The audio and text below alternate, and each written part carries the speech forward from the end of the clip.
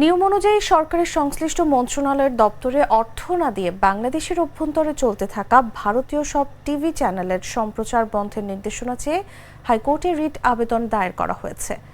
রবিবার হাইকোর্টের সংশ্লিষ্ট শাখায় অ্যাডভোকেট সৈয়দা শাহিন আরা লায়লির পক্ষে সুপ্রিম কোর্টের আইনজীবী এখলাস উদ্দিন ভূঁইয়া রিটটি করেন।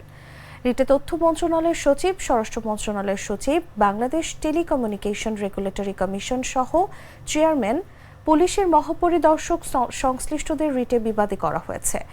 রিটের বিষয়টি নিশ্চিত করে তিনি জানান, চলতি সপ্তাহে হাইকোর্টের দ্বৈত বেঞ্চে রিট আবেদনটির উপর শুনানি হতে পারে।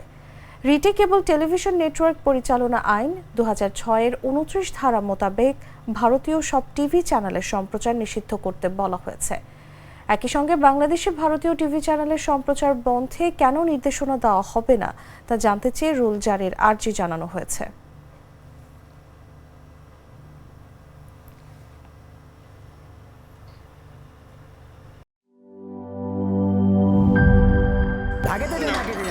বলছিলাম না সস্তা তিন অবস্থা, এবার বুঝো ঠেলা। ভালো টিউবওয়েল যে কেন না, এবার বোঝো মজা। আগেই কইছিলাম দেশের আরএফএল টিউবওয়েল নাও। এবার আর ভুল নাই, আরএফএল ছাড়া উপায় নাই। অল্প চাপে বেশি পানির জন্য আরএফএল।